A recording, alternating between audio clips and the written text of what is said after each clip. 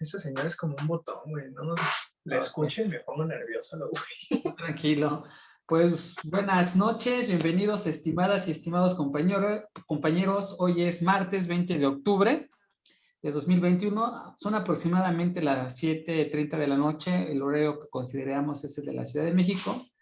Damos inicio a la sesión en Pórtico, en el cual se estudian y discuten libros escritos de literatura. En esta ocasión vamos a comentar Pedro Páramo de Juan Rulfo. Es la tercera sesión.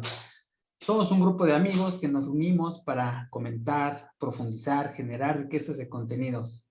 Voy a aclarar que no somos especialistas ni académicos dedicados a la docencia y que nuestros puntos de vista son solamente esos comentarios personales que definitivamente son mejorables. Pues damos inicio a la discusión abierta de Pedro Páramo.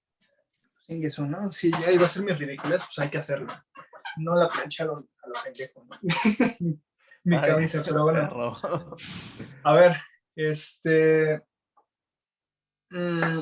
¿sabes qué? Estaría bueno hacer una recapitulación de todas las sesiones que hemos tenido para justamente el que no quiera aventarse las 3 sesiones, nada más acuda a y ya sea más fácil adentrarse al libro.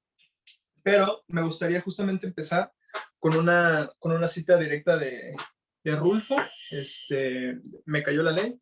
Un minutito. Nada más déjenme, le abro a mi mamá. Ahorita retallo. Espera.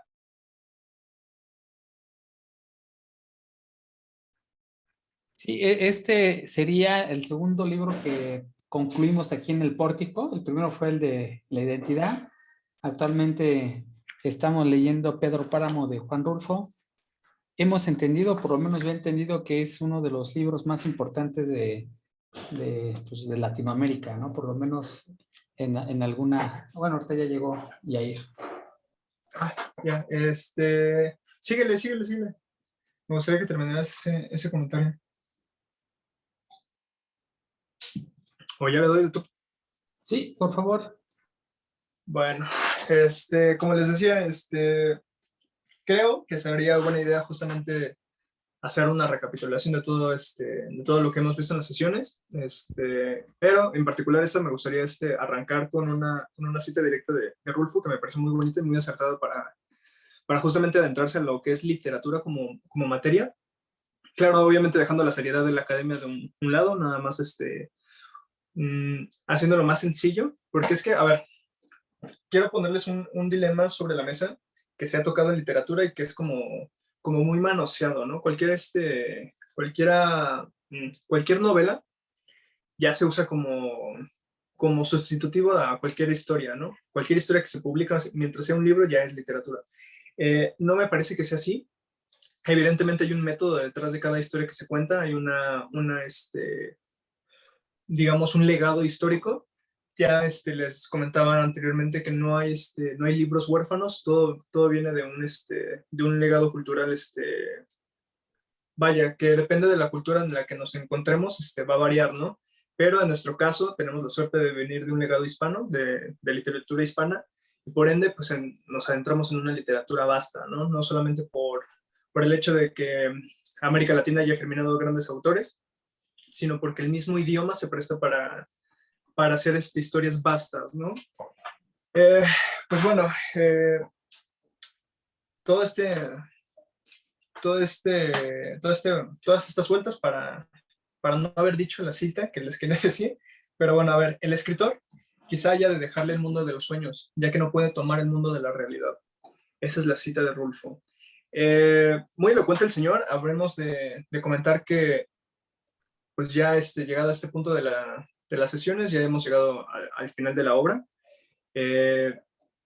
Durante la primera sesión les advertí que esta era una literatura de lápidas y pues no fue impedimento para ustedes, para curiosear adentro de lo que es Comala. Pero pues ha llegado el día de despedirnos del muerto y pues bueno, terminamos la obra, ¿no? No sé si lo hayan notado, pero a partir de ahora, pues ya saben lo que es adentrarse en la nostalgia de personajes sin rostros, ¿no? Curiosamente, ¿no? Ya hemos empatizado con quienes ni siquiera conocemos los rasgos faciales de los personajes. ya hemos visto cómo es Comala de día, Comala de noche, que no es el mismo, sobre todo dependiendo de cuál es la perspectiva del que cuenta sobre el pueblo, ya esté vivo o muerto. Y pues nada, ¿qué tengo que decirles? A ver, he notado que una de las problemáticas más comunes cuando uno intenta leer esta novela es justamente el tiempo. Ya habíamos hablado que el tiempo en Pedro Páramo está yuxtapuesto, es decir, no es una historia lineal a la que estamos acostumbrados, ¿no? Justamente el que nos introduce de alguna u otra manera a Comala es Juan Preciado, nuestro personaje principal, aún debatible, ¿no? Porque en mi humilde opinión, yo creo que se discute el podio con Pedro, porque es el personaje que realmente nos interesa dentro de la narrativa de Rulfo. Y que, bueno, ya comentamos que en ciertos pasajes del libro hablamos no solamente de la ficción, sino de un intento del mismo autor, es decir, de Rulfo, por entender mejor su historia personal, ¿no? La muerte de su padre y cómo eventos directos y no e indirectos aluden a la vida del autor, ¿no? Estamos hablando de que, a ver, las guerras cristeras fueron, vaya, ocurriendo durante la historia de Rulfo. Hablamos de que su padre y su abuelo murieron en ellas y que inevitablemente se tradujo en una infancia de huérfano que viviría en un orfanato en Guadalajara y bueno, tal. Vale, les comento. No sé por qué estoy tan nervioso el día de hoy, pero bueno. El traje. Es el traje, yo creo que es el traje. Sin la potencia de la sudadera no es lo mismo, ¿no? Pero bueno, eh, justo, a ver, yo creo que ya puedo hablar del final. Les había comentado la segunda sesión en particular que una de las citas que más me gustó y que para mí se hizo entrañable de toda la obra es las últimas palabras justamente de Pedro Páramo, ¿no? Es, al final todos se van. Al final todos escogen el mismo camino, todos se van. De esa manera termina el personaje principal, muere Pedro Páramo diciendo esto y se nos presenta la imagen de Pedro como un montículo de piedras que resultan disolverse, ¿no? Lo interesante de Pedro no solamente es el personaje en sí, que de por sí ya es lo suficientemente entrañable, sino que resulta como pretexto para el pueblo para tener una razón de vivir. Y hablamos que Comala es un pueblo de perdedores, de despojados, eh, un pueblo de fantasmas a los que se les fue negado incluso el derecho de ir al cielo. Ya hablamos sobre cómo la tristeza impregnada de Rulfo en la obra, cómo es fehacible dentro de las calles de Comala y cómo de alguna u otra manera uno no puede evitar conectar con los personajes. Pero dejando esto de lado, a mí me gustaría preguntarles una cosa. ¿Por qué piensan que la literatura, mm, ¿cómo decirlo? Es que normalmente se piensa que la literatura nada más es pretexto para interpretarlo desde lo romántico, sin tener un método detrás, sin tener, digamos, una óptica objetiva respecto de la obra y de su autor. Primero me gustaría justamente escuchar sus comentarios al respecto y ya después seguimos con todo esto, ¿vale? Es que todo dependiendo a quién leas, ¿no? Por ejemplo, Trópico de Cáncer, de Henry, parece ser que se me olvidó ahorita el nombre, pero es el Trópico de Cáncer. Sé que el autor lo escribió ya en sus años avanzados, no había tenido una formación de escritor y obviamente hizo su obra que para algunos es un clásico en cierto tipo de literatura erótica. Entonces me parece que ese romanticismo pues, obviamente es lo que se cuenta, ¿no? Hollywood nos cuenta de que una persona que se pone a escribir y prácticamente por inspiración. Entonces, yo creo que por ahí va el tiro. Pues yo diría que a lo mejor sí es como un tipo de amor, pero como que no un amor hacia una pareja o algo así, porque pues obviamente hay historias hacia una familia, hacia algún lugar, hacia un perro, como, no sé. Entonces, bueno, tal vez sí sería amor, pero como que de esas diferentes fases del amor. Como, bueno, hace tiempo leí una obra de Jeffrey Archer, que no recuerdo el título, pero es de personas escapando de la Unión Soviética. Y o sea, es como que ese amor entre el padre, la madre y el hijo que querían escapar por los abusos que hacía la Unión Soviética sobre las personas. Y más porque asesinaron a su padre. Entonces, yo también diría que va como por ahí, o sea, de ese estilo. Vale, es que, a ver, mucha de la crítica que se hace dentro del campo literario es justamente que la gente piensa, o más bien toma en cuenta solamente la interpretación del lector. Ujú. Normalmente se deja de lado la intención, no quiero decir verdadera, pero vaya, la intención del autor en sí mismo, ¿no? Eh, Eso es lo que resulta interesante, porque dentro de la academia siempre se busca como el lado objetivo de la novela, ¿no? El lado bueno, bajo qué mecanismo se mueve una historia, bajo qué parámetros hacen de una obra literaria, y si todo arte es arte, ¿no? Porque, por ejemplo, normalmente, digamos vulgarmente, se dice que el arte es subjetivo, ¿no? Es decir, decimos que, no sé, digamos, ahorita Rulfo, que es el personaje que nos congrega aquí, ese sí es un arte subjetivo, ¿no? Porque están los matices de los personajes, el habla que tienen dentro del mundo y de tal, pero si decimos, pues entonces Paulo Coelho también es arte, ¿no? Bueno, ahí ya no, porque entonces, ¿de qué hablamos, no? Esta hipocresía de si la literatura, en general, toda literatura es arte y que no. Lo interesante de Pedro Páramo es justamente los matices que se hacen, ¿no?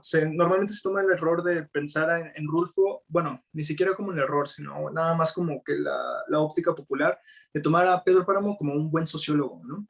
Este sociólogo que hace personajes como una suerte de artificio para lograr un habla común que se entienda y se reproduzca digamos, en la comunidad, pero que no necesariamente tiene que atañer a la realidad. Es decir, los personajes sí hablan como un personaje campesino, sin embargo, este campesino de alguna u otra forma está dotado de cultura, ¿no? Desde el hecho de que alguno de los personajes en alguno de los pasajes del libro diga Residente Catimbache, ¿no? A otro personaje que se le niega el acceso al cielo. Eh, no pasa en la realidad, sin embargo, se siente real. Eso es, creo que, la magia de Rulfo, ¿no? Y no solamente eso, sino que sabe interpretar lo baladi que es los movimientos sociales, ¿no? Primero se nos alza la guerra cristera. Pues bueno, tenemos bandos que se van a la guerra y tal, después vuelven como revolucionarios, después se visten de villistas para al final terminar como carrancistas, ¿no? Este momento de, bueno, pero ¿para qué luchan? No sabemos. Cuando nos encontremos a los que verdaderamente están peleando por esta causa, les informamos. Pero ese momento nunca llega, ¿no? Más bien está como el pretexto de levantarse en armas porque sí. De hecho, Rulfo, personalmente, ya en una entrevista, él declara que, pues justamente, la naturaleza del guerrillero en ese entonces era una naturaleza incierta, ¿no? Esta onda de que a la gente le gustaba la violencia por el simple hecho de ser violentos, ¿no? De saquear, de violar, de masacrar pueblos enteros. De hecho, en el mismo libro se nota cuando el mismo Pedro le dice, ¿sabes qué? No vuelvas aquí por recursos, mejor ve a Contla, ¿no? Ve y arrasa Contla. Ahí está lleno de ricos que de alguna u otra forma no les va a doler que los arrasen porque pues tienen dinero, ¿no? Están acaudalados y y un pesito más, un pesito menos no hace la diferencia. Sin embargo, ya en la historia normal que se ve reproducida ya en los libros de historia, nos encontramos de que justamente, ¿no? Esta naturaleza sin piedad, pero sin razón alguna, ¿no? Esta violencia por ser violencia injustificada. Eso en el marco, digamos, en el contexto cultural en el que se desarrolla la historia.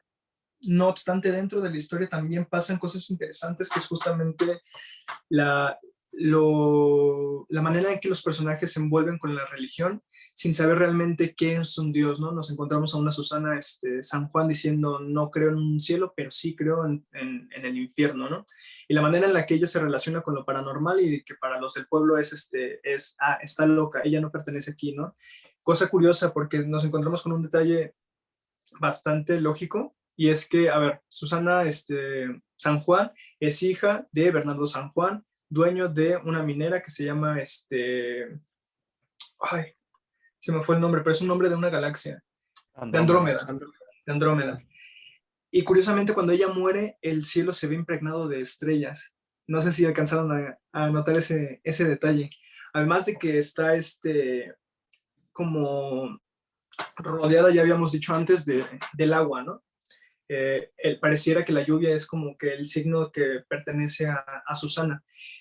Lo chistoso es que, a ver, cuando hablamos de Pedro, Pedro desde niño está enamorada de ella, pero ella a su vez no le corresponde el amor y al contrario se enamora de alguien más, alguien que por razones infortuitas que desconocemos, muere, y que Pedro reclama el cariño de Susana, que nunca llega. Eso es lo chistoso, nunca llega el cariño de Susana por Pedro, al grado de que en sus delirios, ya en su cama de muerte, llega a pensar en aquel otro que verdaderamente amó, ¿no? Cómo está este divorcio con Dios cuando le pide que él es el ente que se encarga de las almas, pero ella no le interesan las ánimas, más bien al contrario, ella reclama un cuerpo lleno de amor, ¿no? Un cuerpo caliente. Y pues ya, no sé, es que siento que hemos ya platicado bastante sobre el libro, creo que nos hemos emocionado con él. Uno, uno de los detalles que quería compartirles, porque creo que se notó durante las sesiones, era el ánimo de debatir la obra, ¿no? Rulfo era una persona callada, dicen por ahí que solamente cuando se embriagaba era cuando podía hablar de literatura. Él realmente no era un literato impregnado de literatura latinoamericana en sí, aunque era un conocedor de ella, sino que a él particularmente le motivaba la cosmogonía nórdica. Dicen que por eso justamente Comal está tan lleno de niebla, ¿no? Por esta herencia nórdica que él era muy fan, ¿no? Y hablando de animosidad, justamente algo que pasaba con Rulfo, cuentan que él, a ver, partimos ya en algún momento de que él era un contador. En uno de esos despachos, pues él solía invitar amigos a jugar dominó. Y pues nada, el bullicio, las ganas de realmente tener una buena partida, los fichazos, la gente gritando, hasta que su jefe lo manda a llamar y le dice que no le parece que el espacio laboral sea un buen espacio para estar pues cantineando, ¿no? Digamos. Entonces él da resolución sencilla, y es que se arma de un dominó de cartón. Entonces sigue llamando a sus compañeros y esta vez juegan, pero no a fichazos, sino más bien como calladitos, pero se mantiene ahí, no es la misma resolución que le da. Eh, yo creo que justamente resolvimos ese dilema de dejar la academia justamente para jugar con un dominó de cartón, al tener una plática más de amigos, más casual, y que de alguna manera pienso que las lecturas diferentes que hemos tenido respecto del libro han hecho fruto, ¿no? Les iba a decir que justamente yo, en mi intento de hacer esto como más estructurado, ya vimos que no funcionó. Les iba a decir una frase que me gusta, esta avenida prestada de Neruda, que, a ver, a colación, nosotros ya partimos del hecho de que cuando uno lee, siempre sale lastimado de alguna manera, ¿no? Y este libro no es la excepción. Yo creo que de alguna u otra manera nos sentimos tocados por él.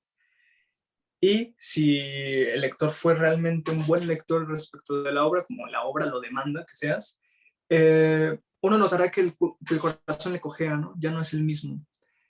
Nosotros, los de entonces, ya no somos los mismos. Y partiendo de eso, nada más me resta decirles que, a falta de un antídoto, un tratamiento, ¿no? Y en este caso es simplemente, pues, recetarles literatura para no morir de realidad, ¿no? Que el punto era justamente esto. Y déjenme, le abro mi perro y me saco de aquí, güey. Ahorita vengo.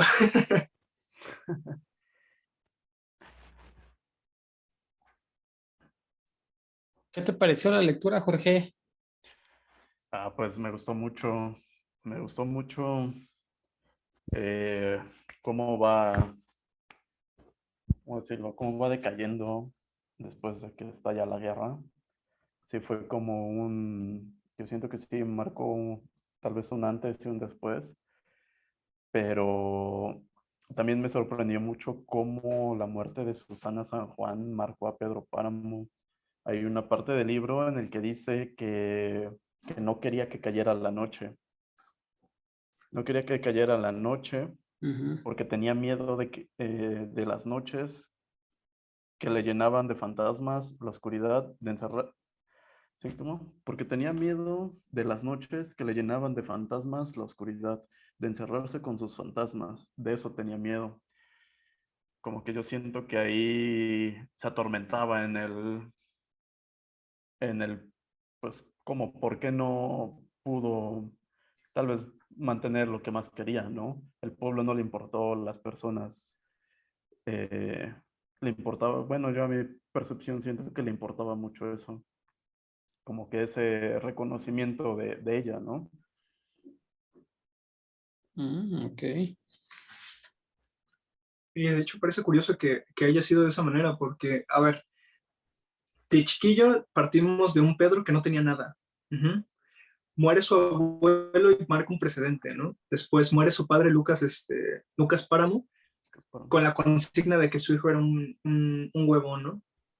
Pero es justamente la muerte la que parece que nos cambia a Pedro, ¿no? Nos sustituye por el Pedro avaricioso con ganas de más, al punto de que pues, sea dueña de todo el pueblo y la vida de ellos. Llega el punto en el que, a ver, muere su hijo Miguel Páramo, hijo de dudosa procedencia, en tanto que no sabemos si biológicamente realmente es su hijo, simplemente aceptamos el hecho de que él lo adoptó como suyo, a costa de los demás, ya incluso de Juan Preciado.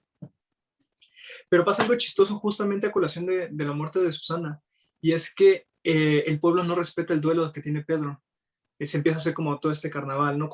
Justamente contrario a la muerte de todos los demás, ¿no? Que era una muerte mucho más taimada y tal. Incluso una muerte más, digamos, mágica, como lo fue la de Juan Preciado, muerto en una plaza y enterrado por propios muertos. La de Susana no, la de Susana pasa como un carnaval.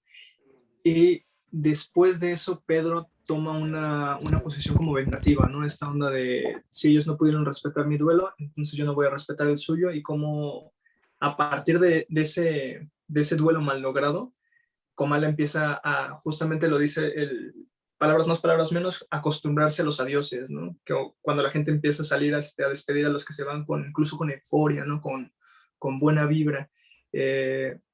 Hasta que de repente ya no hay nadie, ¿no? Los que se van del pueblo con la consigna de que algún momento van a regresar, pero pues, a veces mandaban por su familia, a veces no, a veces se dejaban las casas solas, a veces no.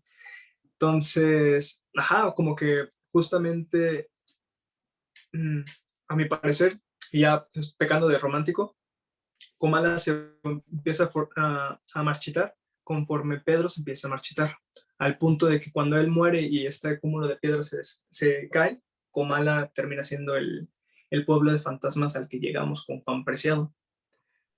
Entonces, Y es ajá. curioso, lo escuché después en una entrevista que le hicieron, o una plática que dio Villoro en el Colegio Nacional, Uh-huh.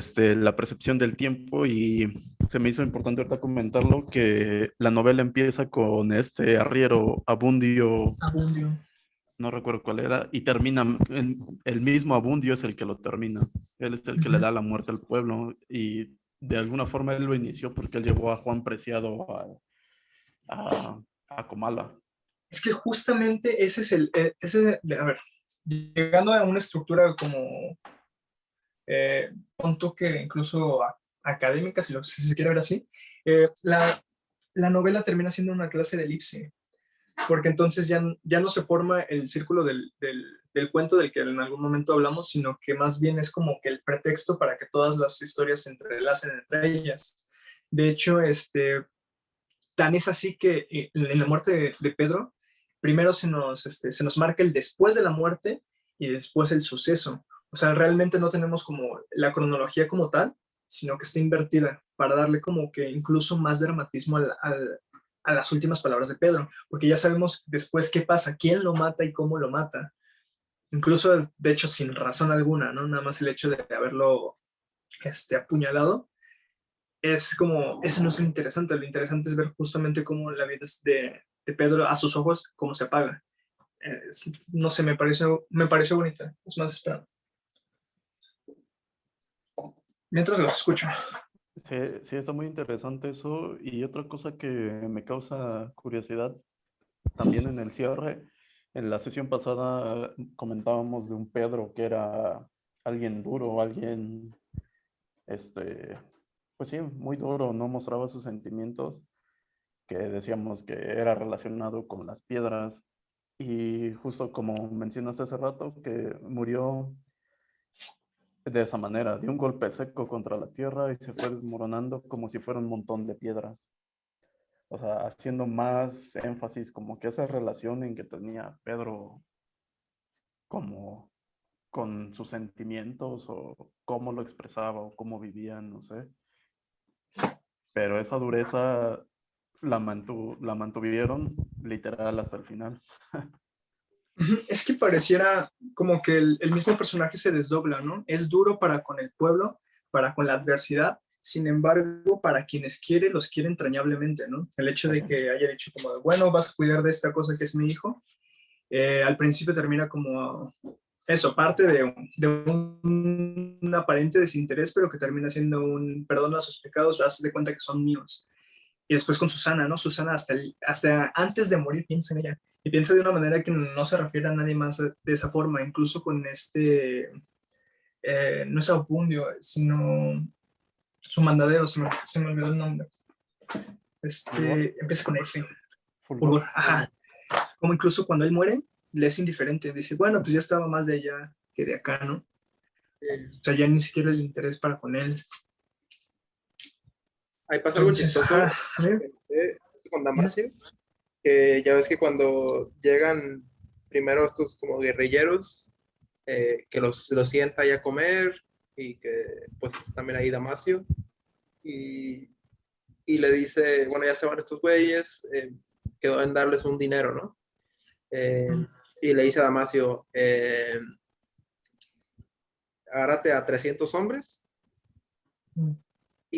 pero, o sea, como que se me hizo muy inteligente lo que hace es, agárrate, haz este pedazo de tierra, ponlo a tu nombre, agárrate este ganado y llévaselo a tu mujer para que las cuide y vete a la guerra, ¿no? Haz de cuenta que lo mandó a la guerra, pero primero le dio una razón por qué ir, o sea, primero le dio sus tierras y le dio ganado para que ahora sí diera la vida por él, porque él sabía que en cualquier momento podían llegar los guerrilleros o alguien a chingárselo, pero él lleva a tener a estos 300 hombres y a esta persona iba a ser como que muy fiel a él, porque ya tenía unas tierras, ¿no? Que le había regalado y ganado que le había dado, ¿no? Entonces, aunque Damasio se fuera a morir, él ya le había garantizado a él que su esposa se iba a quedar con tierras y con ganado.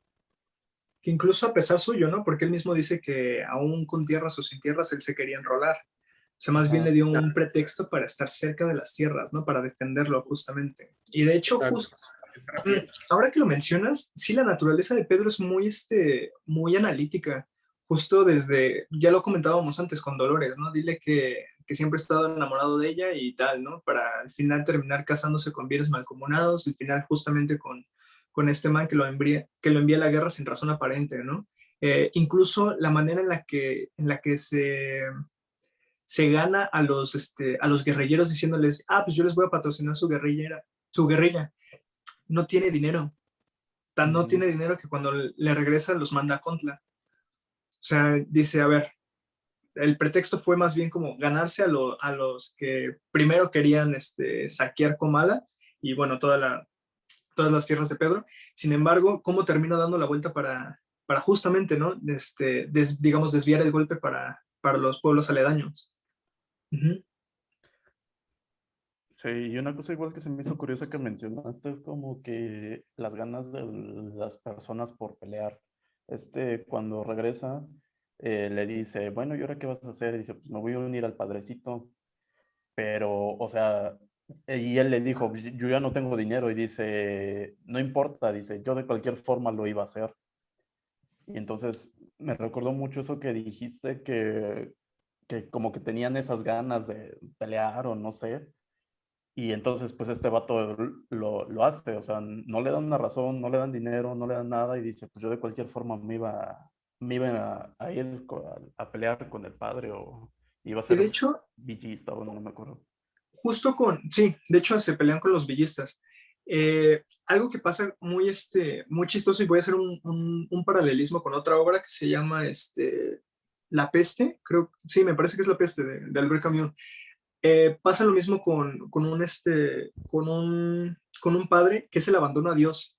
Eh, en La Peste, un padrecito que al principio se muestra muy devoto a Dios y diciendo o justificando toda la barbarie que pasaba en el pueblo en ese momento, diciendo que nosotros nos ganamos la ira de Dios. Y de esa manera se mantiene hasta que le toca, le toca presenciar la muerte de un infante. Él dice, ¿cómo un Dios tan misericordioso dejaría que una vida, eh, mm, vaya, sin deberla, pereciera? Pasa lo mismo con Rentería, pero no de una manera tan tácita. Con Rentería pasa que él mismo pierde el derecho a ir al cielo cuando le es negado por el padre de Contla, que él mismo le dice como, hijo, tú no tienes derecho ya a nada, ¿no? O sea, ya es como, hagas lo que hagas, pues vas a vivir en pecado. Es balada y que te esfuerces en esto, ¿no? Y justamente a partir de esa consigna se enrola a la revolución, porque Sí, recordemos que también Rentería no era como que un padre por vocación, realmente lo que quería era dinero, y muchas veces se lo ganaba justamente a costa de la gente pobre del pueblo. Entonces sí, me parece chistoso esa parte de ahí, ese detalle, pues, que se podría pasar por alto muy fácil, ¿no? ujú. Mm,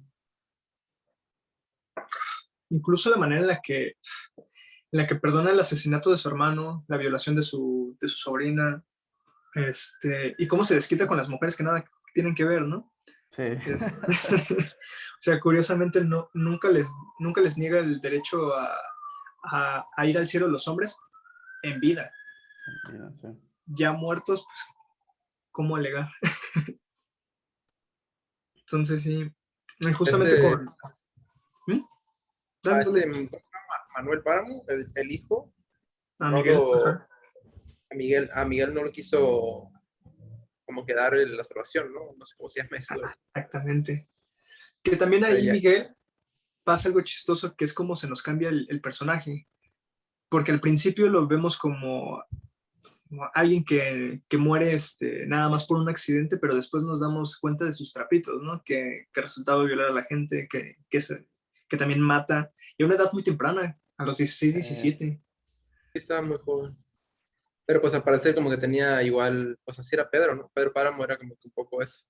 O sea, o sea, tenía un montón de esposas, como que de repente agarraba a alguna sirviente y se la cogía, como que no le, pues era así, ¿no? Y pues su hijo resultó igual también, ¿no? Es que este güey, pues, y tenía esta persona, no me acuerdo, esta mujer que le conseguía, ¿no? Como que se las investigaba, le decía, ahí va a estar disponible, me imaginé, ¿no?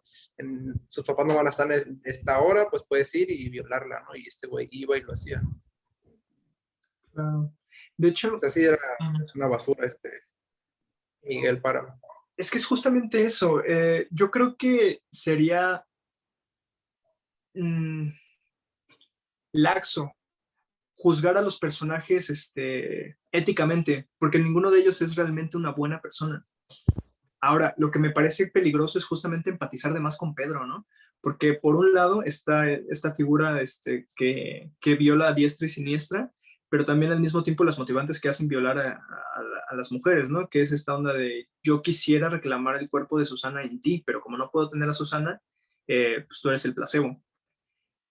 Entonces también está chistoso, ¿no? Como esta aparente motivación de amor, pero que en realidad termina siendo algo que muy contrario al amor, justo. Sí, y eso se me hace curioso cómo lo hacía. O sea, yo honestamente sí pensaría que solo estaría con Susana, pero pues ya después mostrando, igual lo que analizamos antes, las actitudes de Pedro, pues era de que pues, se metía con una y con otra, y inclusive creo que el día en el que Susana está desfalleciendo va con esta Margarita, ¿no? Creo que lo ven Sí. escapándose. Y pues sí, se me hace muy curioso y, o sea, hasta creo que él lo menciona, dice, no, pues si yo hubiera estado ahí con ella, a lo mejor no hubiera pasado eso o algo así. O me lo estoy inventando. No recuerdo. Pero sí, yo pensaría que sería como que muy fiel en esa parte. No Y entendí, Jair, por qué es que no se puede como juzgar las acciones como buenas o malas. Ya, porque es que, a ver, eh, evidentemente sí podemos decir como Pedro fue una basura, evidentemente sí, pero lo que se juega también mucho en la novela es bajo qué perspectiva la persona es qué. Porque, por ejemplo, Susana, desde los ojos de Susana, es una persona embelesada por un man que pues, ya está muerto, ¿no? Pero a los ojos ay, ¿qué es esta Margarita? Sí, ¿no? Pues es que la que la cuidaba, nada más era una Ah, loca. no se llama Margarita, pero ajá, sí, la que la Sí, ¿no? cuidaba. Algo así. No me acuerdo cómo se llama. Ahorita No sale el recuerdo nombre. yo tampoco. Eh, pero bueno, el punto es ¿Tina? bajo qué óptica vemos a cada personaje. O sea, claramente sí podemos juzgarlo como un todo, pero lo interesante yo creo que es el juego justamente de verlo bajo el ojo de cada uno de los personajes. Incluso cómo cada uno justifica su mal actuar. Entonces, o sea, por eso creo que es laxo juzgar a un personaje como bueno o malo, en tanto que eso no es lo interesante es como ver cómo es intercambiable esa moral. Ujú. O sea, cómo puede ser tan incluso inútil, ¿no? Para ganarse el cielo, ¿no? Porque incluso ya para ganarse el cielo hay un precio. Entonces ya ni siquiera se juega esta onda de, fuiste una buena persona en vida, bueno, pues ya, irás al cielo. No, sino que incluso siendo una buena persona se te niega el derecho a ir al cielo. Entonces yo creo que por ahí podría ser mi crítica, pero pues ajá, digo debatible, ¿no?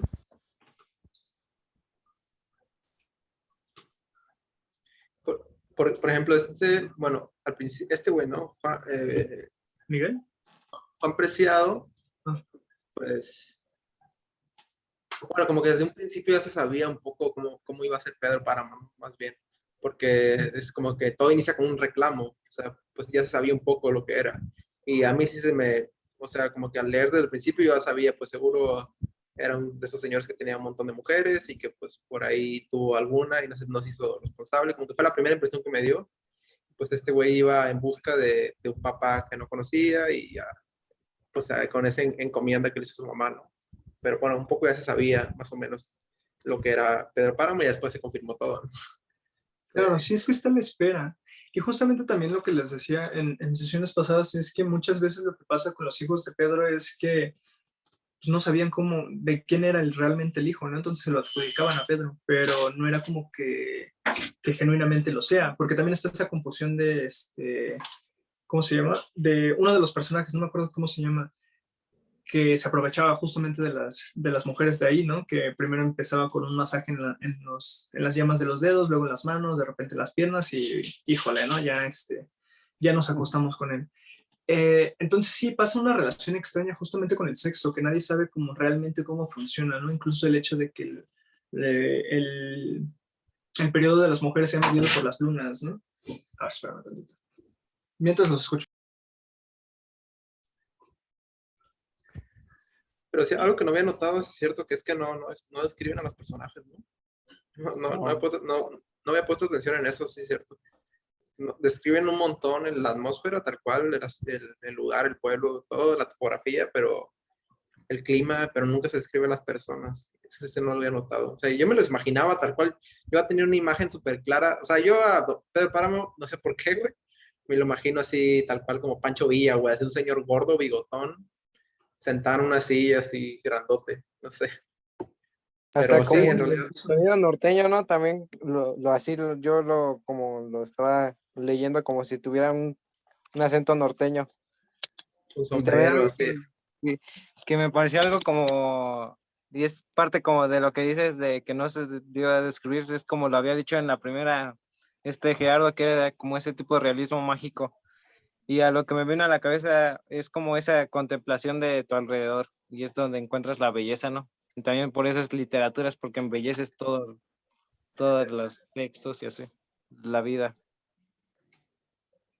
A ver, es que, a ver, Pidos. Justamente algo que tenemos que entender es que, a ver, el realismo mágico es todo un movimiento, ¿no? O sea, estamos, autores como Gabriel García Márquez, Vargas Llosa, Julio Cortázar, no sé, Neruda cuenta todavía, Gabriel Mistral. Tenemos toda esta serie de autores, pero el que para muchos, incluyéndome, es la cúspide o digamos, el que mejor ejecutó el pensamiento de esta corriente es Rulfo. Porque, o sea, por un lado tenemos el pueblo carnavalero, que Márquez nos describe como, ay, se me fue su nombre, Macondo, como es Macondo, y su contraparte completamente opuesta que es Comala. En 100 años de soledad tenemos este realismo mágico que, no sé, se lleva las más bellas del pueblo, porque el viento sopló y de repente volaron y ya, nadie supo más de ellas, ¿no? O tenemos personajes como creo que se llamaba Mauricio Babilonia, que va caminando y por alguna razón, lo siguen una mariposas amarillas donde quiera que él se parara. Pero por otro lado tenemos en Pedro Páramo estos personajes que llueve y los alborota en sus tumbas a los muertos, ¿no? Y de repente generaciones de muertos nos hablan desde donde fueron enterrados, ¿no? O sea, es completamente otro estilo y otra óptica de entender el realismo mágico. Ahora, no todo lo que esté embellecido puede ser considerado literatura. Sí tiene que haber unos parámetros y tiene que haber una razón de ser del por qué escribes o cómo lo escribes, pero eso ya es meternos en tecnicismos que no nos interesan, ¿no? Eh, pero sí, es que no sé No, cómo pero aparte como que la tradición mexicana, ¿no? O sea, como que también se Ajá. presta demasiado para eso, porque por ejemplo, yo sentía como que tenían mucha conexión, o sea, sí religiosa, pero también con la gente que se iba. Por ejemplo, hay una parte cuando se muere el papá de Susana y ella como que había tenido un sentimiento de haberlo visto o sentido. Y Sí, entonces al día te siguiente ya despediste, le ¿no? dice, entonces sí era él, era él, veniste a despedirte. Ujú. Sí, la Entonces, naturalidad con la que lo toman, ajá, que de hecho también pero esa es regla de... Ujú, sí, pero, o sea, si hablamos con alguien, o sea, yo ujú, incluso que de repente dices, no, pues han pasado cosas así y así, y dices, no, pues era él, estaba aquí o algo así. Mm, Por eso te digo que como que la naturaleza o la cultura del país, yo siento que permitió que se desarrollara un Pedro Páramo de esta manera para que sea un realismo. sí, Porque pues sí, justo. si fuera colombiano o si fuera asiático, no sé si tuviera la misma, ¿cómo se llama? Como que la misma idea o la misma, no sé si se contaría de la misma forma No, que siendo mexicano. no, Vaya. Yo definitivamente no. les comentaba como en la primera sesión, o sea, lo que yo, o sea, yo, cuando antes de iniciar el libro, como vi lo del realismo mágico, o sea, yo no sabía de este tema, ¿no? Y lo investigué así como muy rápidamente, así como, bueno, a ver qué es y lo que sea. Y empecé a leer un poco, o sea, leí que fue las primeras 30 para la primera sesión, y como que a mí lo que a lo mejor pude identificar y que creo que es, ahí tú, bueno, Jair, que a lo mejor sabes un poco más de esto, eh, y lo que yo pensaba que era el realismo mágico, lo que me dio a entender es, por ejemplo, esta conexión que tenemos con los acontecimientos inexplicables, ¿no? Y decía, por ejemplo, eh, para nosotros es muy común como mexicanos que de repente tu abuelita o un familiar te diga que tuvo un sueño en donde habló con su mamá o donde habló con su, no sé, una hija que falleció y que por medio de ese sueño, ahí en el sueño le dijo que la perdonaba por algo que le había hecho y que entonces a partir de ahí esa persona cambió, ¿no? O sea, como que por un sueño que tuvo o por una ilusión que tuvo en algún momento pudo sanar algo que, que tenía guardado, ¿no? O sea, como que fue una liberación, una manera de, pues sí, de que tu realidad cambie a través de algo inexplicable, pues. Y por medio de la religión y como que ciertas creencias de los fantasmas, espíritus, lo que tú quieras, o sea, como que de repente en México sí es como que muy común escuchar esas historias, ¿no? Como que esas... eh, y les comentaba que hace un tiempo justo, yo tenía rato pues sin ver a mi abuela, ¿no? Que por puesto de la pandemia y hace poco, un mes la vi y me platicó, ¿no? Así de que no, pues un sobrinito, un primo chico de como 7 años, que le estaba contando que una vez se había entrado al cuarto y que había visto ahí a mi abuelo, como familiares muertos, ¿no? Que estaban ahí y que se había asustado y que los empezó a describir tal cual, no sé qué. Y como que mi abuela pues, lo contaba así como que muy normal, pues como que algo de lo que sí pasa o no sé. Pues. Y también me hizo recordar esto pues como estamos como que conectados a ese mundo mágico o imaginario que a lo mejor no existe o tal vez existe, pero que sí afecta nuestro mundo real o nuestro mundo de la razón, se podría decir. Pues. Es tan real. Claro. Mira, es que aquí voy a hacer un uso de una palabra en japonés que me encanta. Y justamente de ahí el nombre de mi cuenta de Instagram, que es Kotodama. ¿Qué significa Kotodama? Kotodama es justamente el impacto que tiene la magia de las palabras sobre la realidad. En el realismo mágico te vas a encontrar justamente una mezcolanza de cosas, ¿no? A ver, venimos digamos, no sé, en Ciudad de México es muy fácil convivir con un tiempo indefinido. ¿Por qué? Porque por un lado está estas iglesias virreinales hermosas, pero si lo piensas están abajo de estructuras precolombinas, tal. Pero pasas la calle, das la vuelta y de repente hay un edificio enorme, moderno, como puede ser, no sé, la Torre Latinoamericana, ¿no? Es justamente como que esta mezcolanza de cosas que no podrían pasar en otro lugar como pasa en países colonizados, ¿ya? Por ejemplo, justamente la naturalidad con la que nos topamos con lo místico viene justamente del legado oral que nos dejaron nuestras culturas primordiales, digamos, ¿no? En este caso, no sé, nosotros mayas y aztecas, Perú con los incas, no sé, se me ocurre Chile con los mapuches. En fin, somos un pueblo que de alguna manera se nos es normal el hacer esta mezcolanza con lo mágico. Uh-huh. De alguna manera tenemos que encontrarnos con algo que nos dé sentido. Justamente, digamos, a colación de lo de tu abuela, a mí me pasa lo mismo. A mí me contaba mi abuela que cuando se murió mi bisabuela, pues ella muere en su cama de hospital, mi abuela se queda dormida por alguna razón, pero ella en sus sueños siente cómo le aprietan las manos. Ella le da el sentido diciendo, es mi mamá despidiéndose de mí, ¿no? Pues cuéntale eso a alguien en Europa, alguien en Asia y te va a tildar de loco. Para nosotros es natural, ¿no?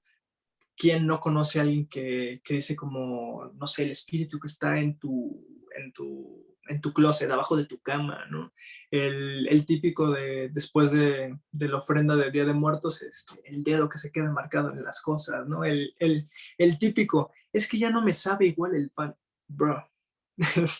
No cambia nada, ¿no? Y justamente se me hace bonito que justamente encontremos todo que hayamos encontrado la oportunidad de leer Pedro Páramo en un mes tan mágico como es octubre, ¿no? Que ahorita ya no falta el típico de esas cosas sobrenaturales, ¿no? Se me hace muy chistoso esta onda de que, digamos, estamos tan impregnados de lo mágico que, digamos, en día de Halloween, cuando todos salimos disfrazados, ¿quién podría distinguir a un muerto? Nadie, ¿no? Pero aún así no se nos hace descabellado que podría estar uno ahí sueltillo, ¿no?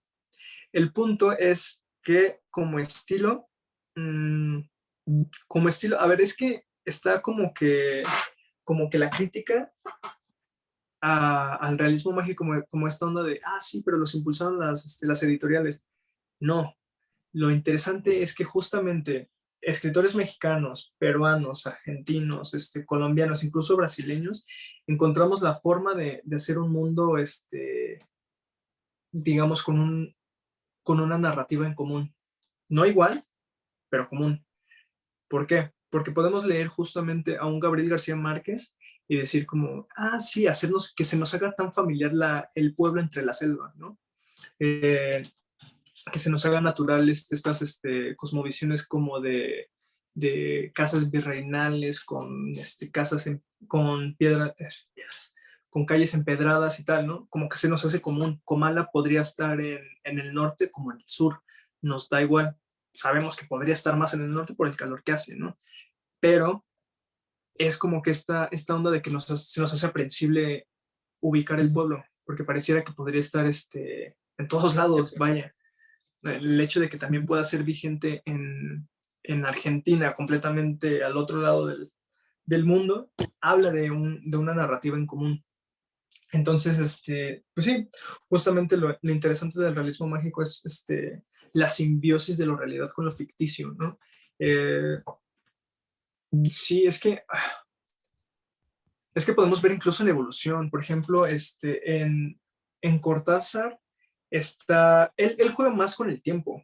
Hay un cuento que se llama, ¿cómo te lo digo?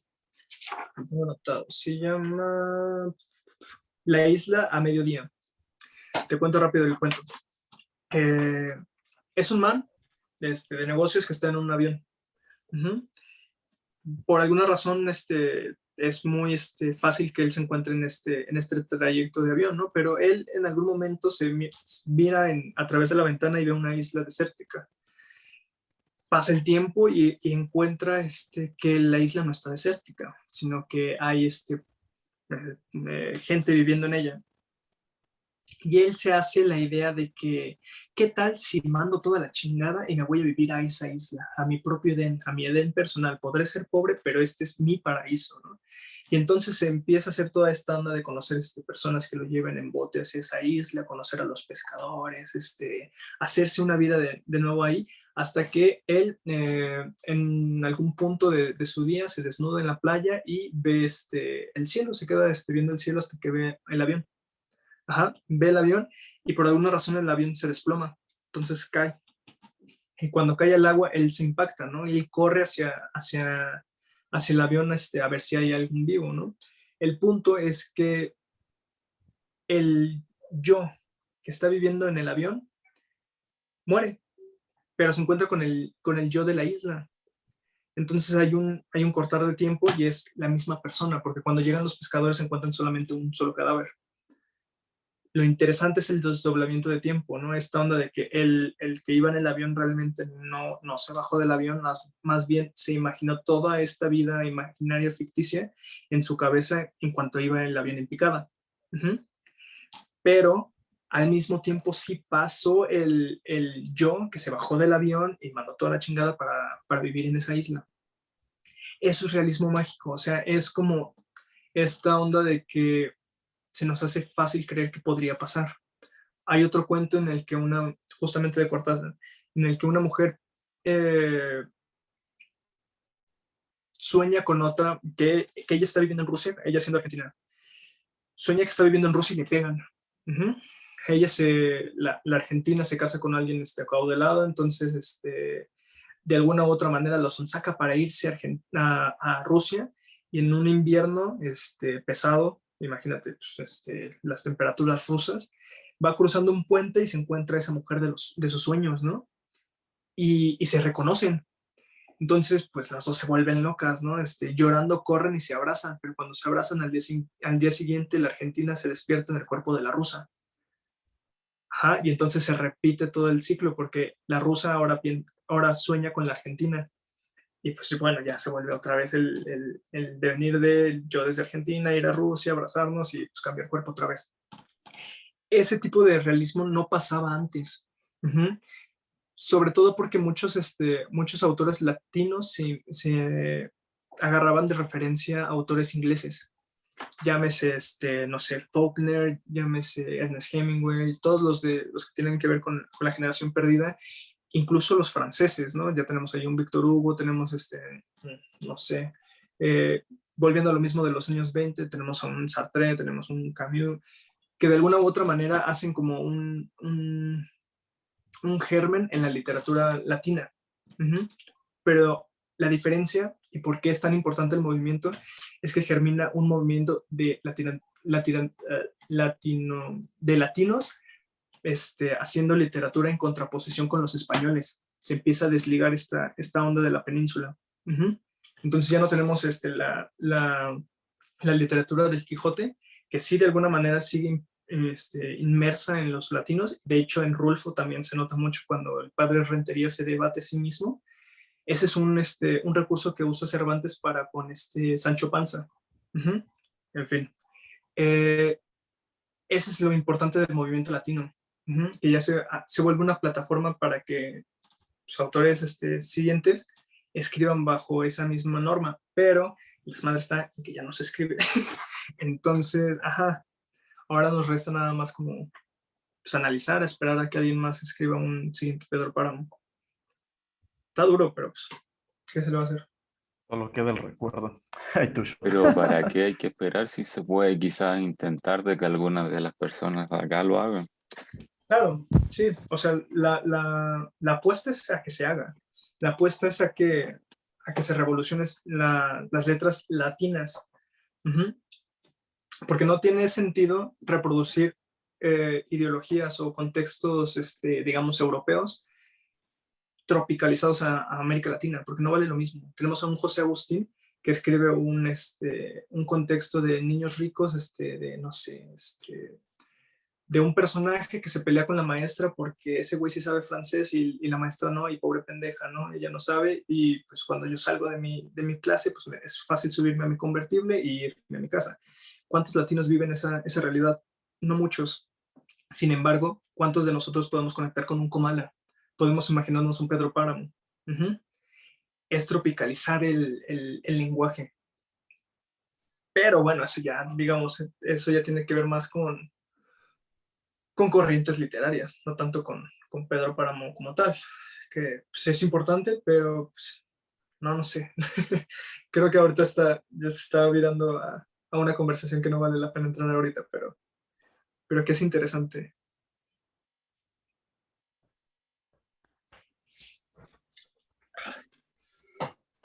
Ay, ayuda esta madre. Me estoy diciendo, ¿qué haces en psicología? Ay, no sé. No sé. ¿Pero por qué? ¿Porque estaría para otra carrera o qué cosa? ¿Cómo? No entendí muy bien lo que comentó Jorge.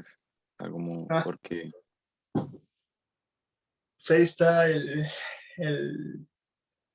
la suerte del doctor Jekyll y Mr. Hyde. Por un lado, estoy estudiando psicología, pero cuando la noche cae, digamos que Jekyll sale y pues le gusta literatura, ¿no? Pero pues de los dos no se hace ninguno. Entonces, ¿Tú ahí crees? andamos. Yo creo que sí, porque, o sea, además de los relatos de las personas, de alguna forma en que funciona la psique humana, se podría ir a hacer personajes bastante interesantes. Es que es curioso porque no se maneja de la misma manera. Por ejemplo, y aquí vamos a hacer una mezcolanza vamos a poner un terreno común en psicología y literatura, ¿no? Lo que pasa con Susana San Juan, si lo vemos desde un punto crítico, quitando el lente de realismo mágico, tenemos una persona psicotizada. Uh-huh. Esta persona que está constantemente pensando en una realidad alterna que no está pasando y que nada más es feasible en su cabeza. Dices, bueno, vaya, aquí tenemos a un posible enfermo mental. No obstante, no es la norma para que pase en la vida real, ¿no? Sí se podría hacer psicologismo y de alguna manera Dostoyevsky nos legó eso, sí,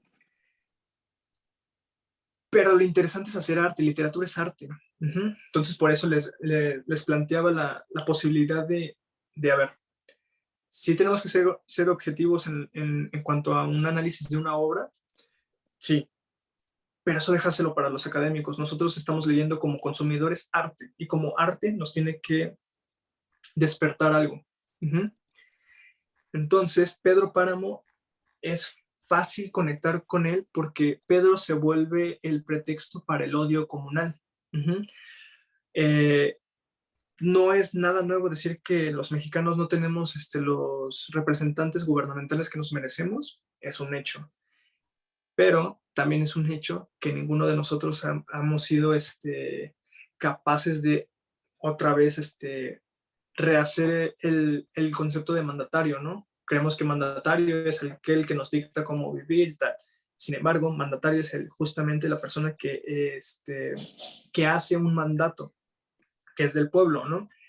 Y por eso se vuelve vigente todavía Pedro Páramo, porque no hemos logrado como, digamos, asumir la responsabilidad que tenemos como población para con el gobierno, ¿no? Y sin embargo, nada más lo agarramos como pretexto para odiar, justamente en contraposición con el mexicano alegre, buena onda, carnavalero.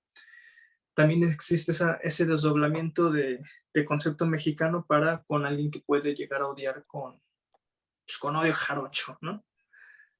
Entonces, ajá, eso es lo interesante de la literatura cuando refleja una realidad que pocas veces es bien enmarcada en los libros de historia. ¿Mm? O sea, yo te podría hablar de cualquier pueblo de aquí mexicano, pero pues no lo vas a vivir igual que si leyeras a Comala. Entonces, Claro. sí, es interesante, la verdad es que es interesante. Claro. No, y en referencia como quizás a los relatos que hacía como de la experiencia de psicología, es como algún tipo de literatura donde se pueda comprender mejor algún tipo de fenómeno o patología, no sé, como la ansiedad o la depresión o la bipolaridad, y que eso no necesariamente tenga que ser exactamente realista y que pueda tener el efecto, elementos mágicos, pero que en el trasfondo te indaguen un poco de en qué consisten esas cosas. Y, y en referencia como como al líder que uno quiere, pero que no sabemos cómo, o sea, como eso que tú mencionabas, así, eh, Mira, de también se hecho, podría escribir sobre... justo a colación de lo que dices, un buen ejemplo es y pues ahí se los dejo de tarea por si quieren, leerse Funes el Memorioso. Funes el Memorioso cuenta la historia de un man que de alguna manera nunca puede olvidar. Y da la impresión, según Borges, de vivir mil vidas, ¿no? Borges está hablando contraintuitivamente de una persona con autismo. Entonces es justamente el agarrar la plataforma de lo que realmente está pasando, digamos, en lo real y virarlo a lo artístico. Uh-huh. Entonces ya no solamente tenemos una persona autista que está perdida en la nada, con la vista en la nada, sino que tenemos una persona con la vista en la nada recordando mil vidas que ha vivido. Sí se puede hacer un campo común, pero como en todo, eso es lo bonito del arte, que es versátil. Claro. Entonces sí. Incluso, es que hay, de literatura chilena no he leído bastante, te he de confesar. Sí, ¿no? No, o sea, yo tampoco sé si podría dar muy grandes ejemplos, así que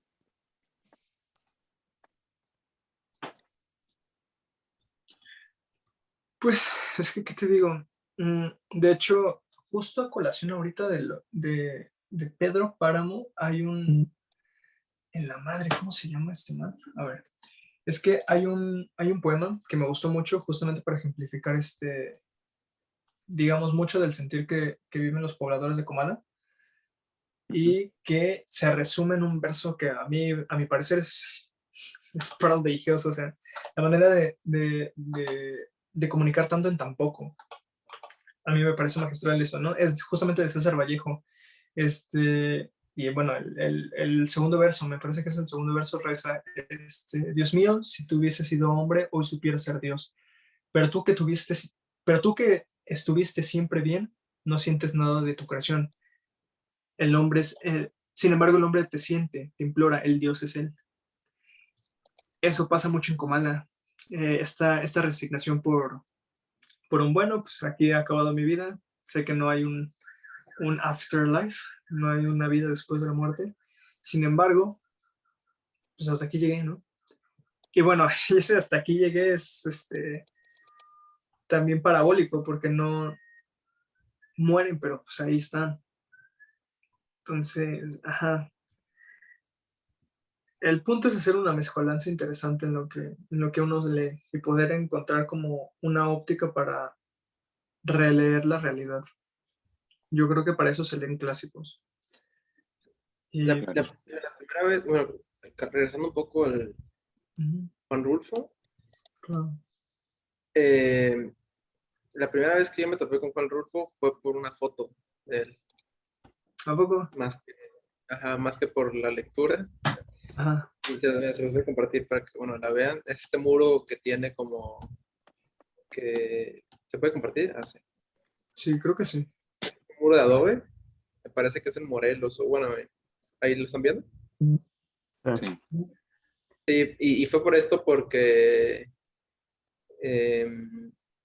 por mucho del trabajo que hacemos, pues, que es soy arquitecto, es pues trabajamos como que mucho en esta corriente de regionalismo crítico, en donde pues analizamos, ¿no?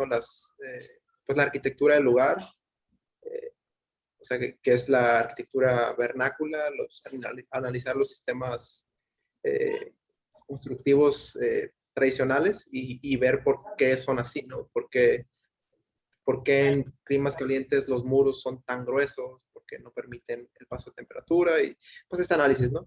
Y bueno, esta es una foto me parece que es de Morelos, no estoy seguro, es un muro de adobe, pero lo interesante es cómo hicieron el muro siguiendo la misma topografía, ¿no? O sea, que va con la topografía del terreno. Ahorita, ¿qué harías? Pues haces un corte, la chingada, y nivelas todo y pones la barda. O sea, que es lo que es la visión que se tiene ahorita, ¿no? Pero en un momento, esta foto es muy expresiva en ese aspecto porque es una arquitectura, se podría decir que está respetando, ¿no?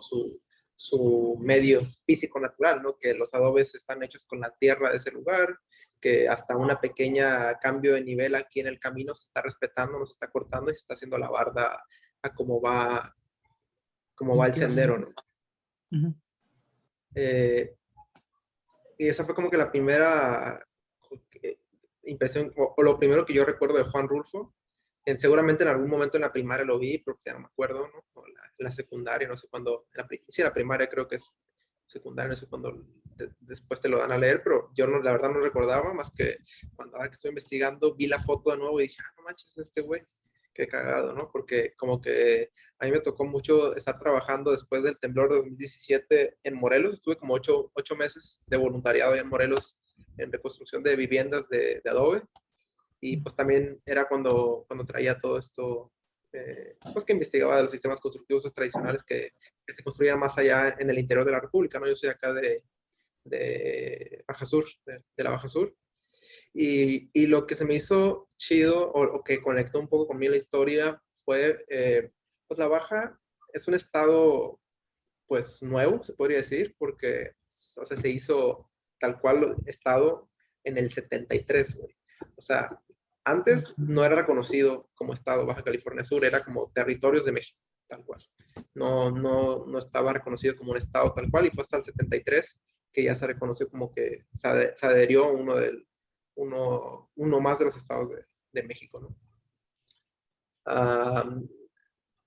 Y pues también como que estamos, o en su momento pues estaban muy atrasados como que todas estas, aparte también por cómo es el territorio que no estamos conectados, o sea, para llegar, o sea, de aquí a la Ciudad de México haces como 36 horas en carro, o sea, no hay una conexión, tienes que ir a Tijuana, dar toda la vueltota, bajar, está lejísimos, ¿no? También por eso es que es un estado, a pesar de ser pues, grande, hay muy poca gente, son como 700,000, 800,000 en todo el estado de California Sur. Y lo que conectaba ahí con la historia era un poco de mi abuelo, bueno, mi bisabuelo más bien. Yo nunca lo conocí, pues este güey creo que nació en 1890, no sé por ahí, 1900, no sé. O sea, mi abuelo nació en 1925, que ya falleció hace como 5 años. Y su papá, ese güey era un terrateniente, acá, de que tal cual, o sea, yo nomás conocí historias de él, ¿no? De que era un güey así de old school total, de que tenía 6 esposas, o sea, cada esposa con su casa, o sea, con su casa completa, cada esposa tenía sus 4 o 6 hijos. Y, o sea, mi hermano, mi abuelo, que era el más grande de todos, o sea, él me decía que pues, tenía 27 hermanos, ¿no?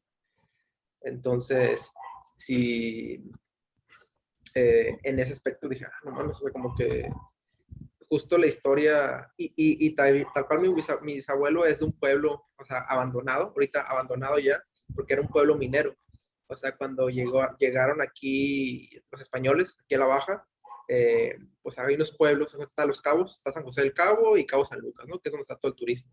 Pero más hacia la sierra hay muchos pueblos mineros que solamente sirvieron en cierta época, que sacaban plata y oro, que es Miraflores, San Bartolo, ¿cómo se llama? San Antonio, que es donde es mi abuelo, mi bisabuelo, y también mi abuelo, que se llama Antonio, de hecho, eh, que es en un pueblo donde sacaban cobre. Sí, cobre y plata, me parece. Entonces ese pueblo en ese momento pues creció, ¿no? Creció, fueron esos pueblitos que crecieron, que se nos acabó el mineral y murió. Entonces tú vas ahorita y es un pueblo fantasma, ¿no? Es como que hay bien poquita gente, o sea, nunca ves a nadie caminando, es como que vas a ver las ruinas de las minas, las ruinas de esas chimeneas de barro y todo esto, las haciendas, pues que quedaron ahí abandonadas, ¿no? Ya nadie vive ahí. Entonces como que yo cada vez que estaba leyendo el libro me imaginaba todo esto, ¿no? Como que todas también las historias que a mí me contaban de mi bisabuelo, y que era un güey súper ojete, ¿no? O sea, no es como que nadie, o sea, mi abuelo huyó de su casa como a los 14 años, porque su papá era un güey así súper sádico, así que les pegaba con palos, les pegaba puñetazos, ¿no? Y este güey vivió como a los 14 años, y se desentendió, ¿no? Ya nunca o sea, lo dejó de frecuentar, todo, él falleció y todo eso se hizo un desmadre con sus herencias y porque pues miles de hijos y esposas. Pero sí tenía como que sí lo sientes muy, o en ese momento sí lo sentí muy personal, porque en el sentido que sí es una historia muy cercana, y pues yo pensaba que a la hora de este güey cuando escribió el libro, Juan Rulfo, seguramente él ha de haber ido dentro de sus viajes, porque por la fotografía que él tiene, seguramente hablaba con mucha gente, y es lo que me pasó un poco a mí en Morelos, que empiezas a hablar con la gente de la comunidad, de cómo de cómo son sus costumbres, de sus abuelos, la gente de volada se abre y te empieza a platicar, ¿no? Son súper buena onda, siempre se acerca, te invitan a comer, y yo me imagino que Juan Rulfo pues tuvo mucha comunicación con esas personas, y empezó a entender cómo era como como, se me fue la palabra, idiosincrasia de estos lugares, y pues es una recopilación tal cual, pero dejó una historia abierta, no se podría decir, al no describir un poco los personajes como son tal cual, abre la imaginación a darte la persona que tú quieras, ¿no?